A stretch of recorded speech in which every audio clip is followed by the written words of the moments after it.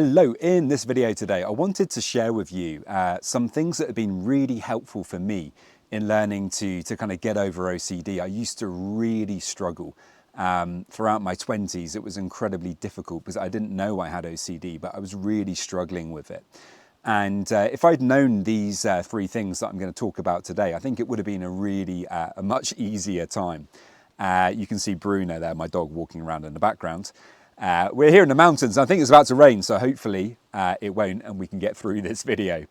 So the first tip is really you have to find a way to bring more acceptance to uncertainty. And, you know, this may seem like something that's incredibly hard for you if you're struggling with OCD because, you know, uncertainty is the thing that we're trying to get rid of. But that's the very point of it. As long as we are caught up in this kind of trap of trying to resolve the OCD through having certainty, we're just going to go round and round and round in circles in that nasty kind of vicious circle that OCD sets up for us. So it's so important that we actually learn how to have a little bit of uncertainty. And that doesn't mean that you can't be more or less certain about things. You can be 99.999% sure about stuff. But as soon as we demand that we have 100% certainty about things, this is when we tend to run into problems because life is inherently uncertain. And so if we try to go against how things are, how life is, and we try to say, no, I'm going to have that 100% certainty anyway, the issue is that you end up banging your head against that metaphorical wall because, you know, life is a little bit uncertain. And so when we're able to just allow a small amount of uncertainty, a very small amount, actually what happens is you get your flexibility back. You're able to start living your life in this more open and interesting way.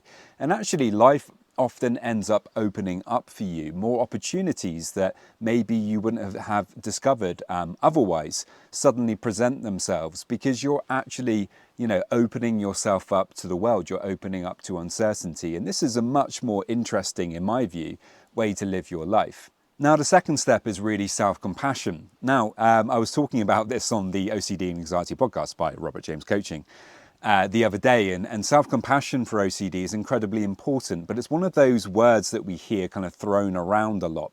And it's not always exactly clear what is meant by self-compassion or how you apply it to OCD. So let me unpack that a little bit. For me, self-compassion really involves two parts. The first is that more obvious part, which is recognizing that you're a human who is going to make mistakes. You're not perfect, and that's okay. And actually, it's bringing kindness to that and recognizing that, you know, you're going to have setbacks along the way with OCD. And if we, you know, get angry and upset with ourselves about that, well, we just make things worse. And so, you know, self-compassion from this perspective is bringing a certain level of forgiveness and kindness to the fact that, you know, things can be very difficult when we have OCD.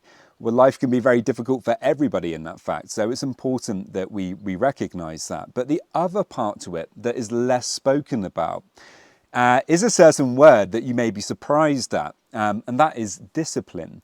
And you may be thinking to yourself, well, what's that got to do with self-compassion? But actually, when you think about it, if you want to, for example, do some exercise, most of the time, for me personally, if I'm thinking about going for a run, I really don't want to go. I'd much rather just sit down and chill out. But I know that going for that run is going to make me feel better. As soon as I get out there, I start feeling better. And afterwards, I feel much better. And that's because I've changed my emotional state. I've changed my brain chemistry through the exercise. And there's been so much research into cardiovascular exercise that shows all these benefits for anxiety and other mental health problems. And so we know that in the short term, it's a difficult thing to make yourself go and do exercise. But in the long term, there's payoff. And this is really, you know, what I'm talking about here in terms of discipline for self-compassion. It's the kind of discipline that actually is difficult in the moment, but in the long term is going to make you feel much, much better. So that might involve doing an exposure activity, for example. Obviously, we don't want to do exposure activities. They're pretty difficult and they give us a lot of anxiety. But if we're able to discipline ourselves and actually stay with that anxiety, learn how to feel it, learn how to recognize that actually it's okay, it's not going to hurt us, it's going to move on if we let it, then actually that's a difficult thing in the short term, but in the long term, it's going to give us a huge amount of payoff. And so it is with so many different areas of OCD. It can be very difficult to walk away from a rumination and say, I'm going to come back to the present instead.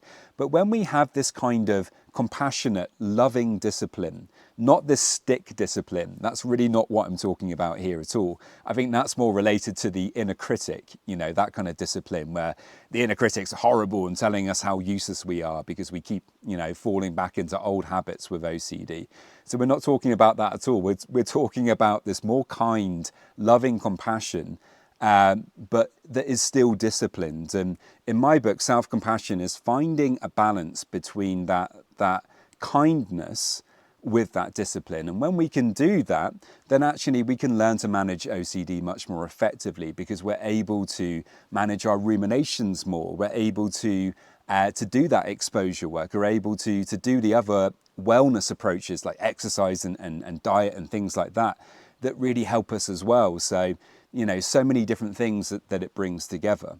Now, the final step that's really important because it brings the other two together is really taking action on a consistent basis. So often what we do is we just kind of say, right, I'm going to deal with my OCD, and we jump straight in there and we start doing this and that, and we're really committed for a week or two. And, we begin this process of change. I mean, maybe we do some really difficult things during that time and we do some exposures and, we're feeling good about ourselves. Only we have a setback and maybe that lack of self-compassion kicks in. The inner critic comes out. It starts putting us down. And then we tend to think, well, what's the point? I can't deal with this. I don't have the skills to do this. I can't accept it. I don't like uncertainty. All of those two things that we were just talking about, they really come out to play here. And actually, we shouldn't concern ourselves so much with, doing huge things over just a week or something. In my experience, it's so much better if you can commit to doing smaller things over an extended period of time. And that might be over 2 or 3 months, where every day you try to take some action that is going to start helping you with the OCD. So, whether that's doing some exposure work, whether that's practicing diffusion techniques from acceptance commitment therapy, whether that's learning how to come back to the present moment. But it's very important that we choose two or three things.